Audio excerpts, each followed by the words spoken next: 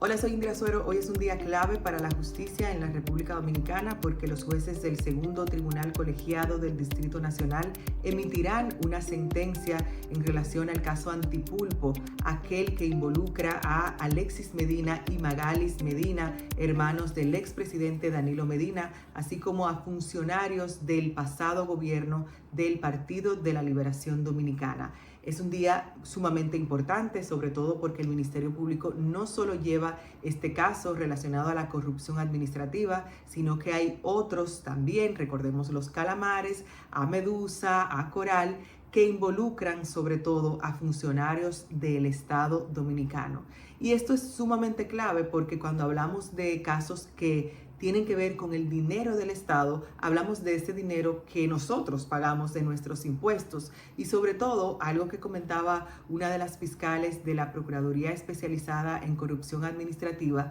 sobre todo porque con cada peso que se desfalca al Estado se le quita la oportunidad, por ejemplo, de asistir a una escuela en buenas condiciones a un niño, de que vayamos nosotros a hospitales seguros, que cuenten con los insumos necesarios, entre otras áreas de nuestra vida. Es también clave por el hecho de que involucra a hermanos de un expresidente así de manera directa y también por la cantidad de dinero que de acuerdo a los fiscales del Ministerio Público sustrajo este grupo de imputados. Hablamos de alrededor de 4.000 millones de pesos dominicanos, unos 68 millones de dólares. Ahora bien, ¿de qué acusa el Ministerio Público a estas personas?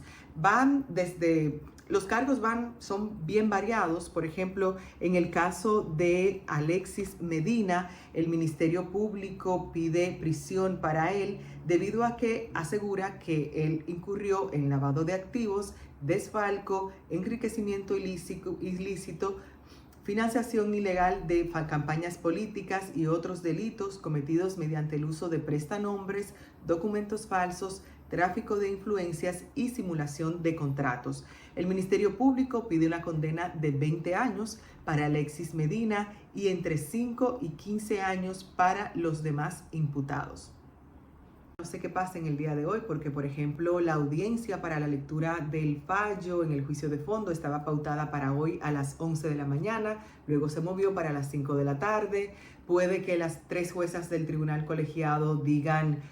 ustedes saben que vamos a descargar a todos los imputados, son inocentes. Puede que decidan en contra de los imputados, puede que digan que solamente una persona fue la encargada de malversar el dinero del Estado.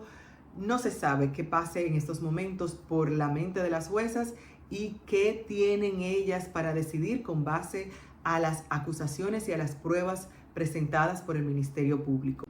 De acuerdo a los fiscales, las acciones delictivas de este grupo fueron enormes y abarcaron a la mayoría de instituciones del Estado. Por ejemplo, la educación básica y superior con operaciones fraudulentas en ambos ministerios, también afectación a la seguridad vial con la venta del AC-30, un material que se necesita para pavimentar calles y carreteras en nuestro país, por igual a la seguridad ciudadana con la distracción de fondos públicos empleados en la adquisición de combustible que necesita la Policía Nacional para poder operar, también en el sistema de justicia con los grilletes electrónicos. Por ejemplo, de acuerdo a los fiscales, Alexis Medina adquirió a través de tercero acciones en las empresas que, habilitadas por el Consejo Superior del Ministerio Público, se dedicarían a la colocación de grilletes a aquellas personas que se le dictara esa medida de coerción. Por igual, el Sistema Eléctrico Nacional vendiéndole a través de este,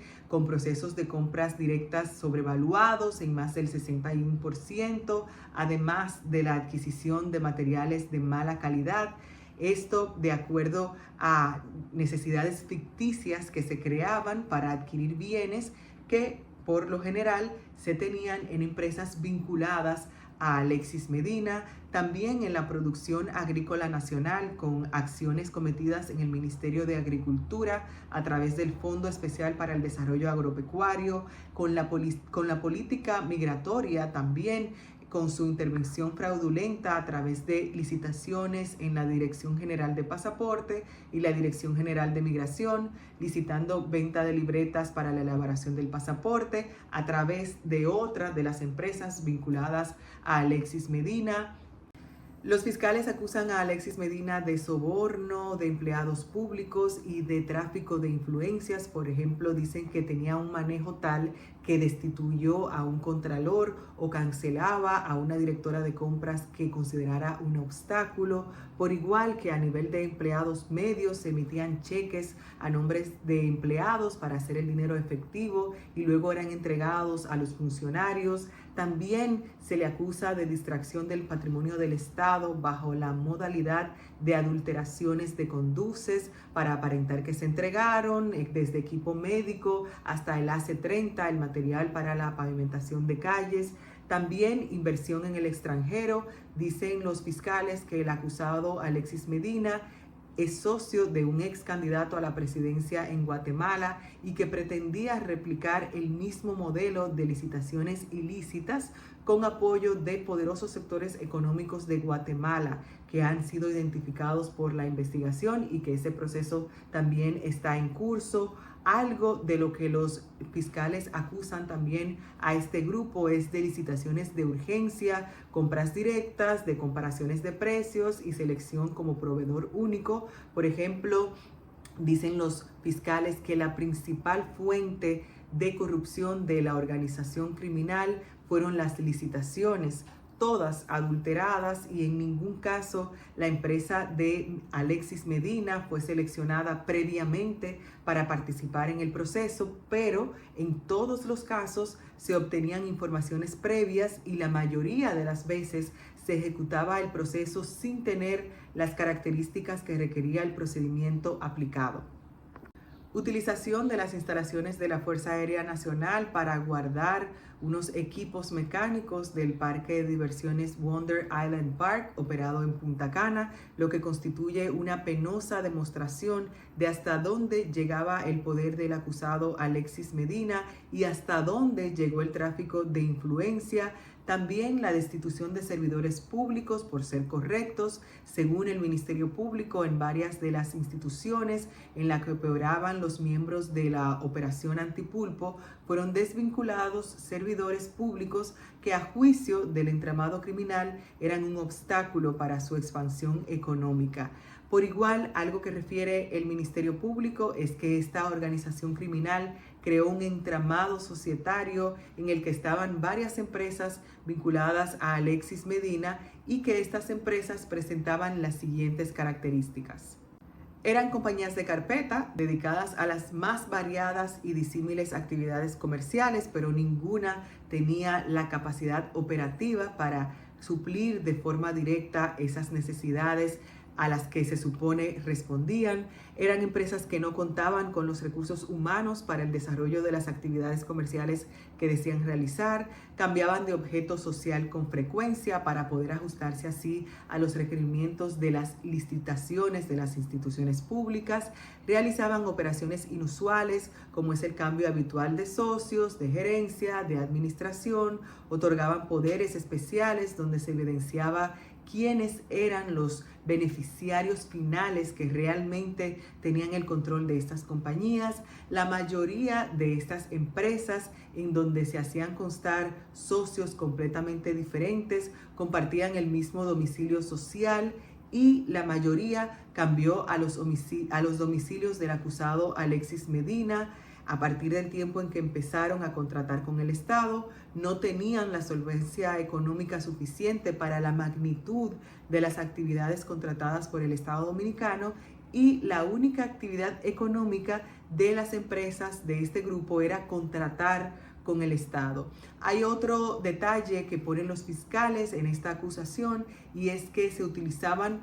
empleados sin perfil financiero para operaciones millonarias. Por ejemplo, operaciones que, según indican los fiscales, se utilizaban para ocultar, encubrir transferir y disimular activos provenientes de los actos de corrupción. Por ejemplo, un empleado que no tenía dinero, que no contaba con una fortuna, aparecía de repente en algunos actos bancarios con sumas millonarias. Duele mucho pensar que estas acusaciones sean ciertas, sobre todo por lo costoso de la corrupción para nuestros países que han vivido sumidos en la pobreza durante años, y uno pensar que no estamos en niveles en los que deberíamos de estar conforme al crecimiento económico, conforme al desarrollo de las nuevas tecnologías, que no estamos en esos niveles por acciones de parte de funcionarios del Estado o de personas allegadas al Estado, es algo que debería de darnos rabia y debería de hacernos reclamar lo nuestro. Hay un párrafo con el que empiezan los fiscales la acusación, en el que justamente hablan sobre el elevado costo de la corrupción y mencionan que la corrupción va más allá de la distracción de fondos públicos a través de prácticas fraudulentas que apartan los recursos colectivos de su fin legítimo. La corrupción carcome a la sociedad, deteriora el Estado de Derecho, destruye la confianza en la administración pública y crea un entorno favorable para que se multiplique la desigualdad social, se incrementen el crimen organizado y la inseguridad ciudadana, además de reducir la calidad de vida de las personas y el bienestar general. Con estas palabras quiero dejarles. Quiero también que estén muy atentos al resultado de este caso, porque de él dependerán los demás. Quiero que sigan todos los casos de corrupción administrativa que lleva el Ministerio Público y que involucran millones de pesos del Estado Dominicano. Hay algunos de los imputados en estos procesos judiciales que en efecto colaboraron con el Ministerio Público, que devolvieron bienes millonarios, con lo que prueban que en efecto hubo algún tipo de transacción ilegal. Pero quiero que no dormamos con relación a estos casos, que estemos bien atentos a todo lo que pase con nuestra justicia aquí en nuestro país, que tanto nos necesita.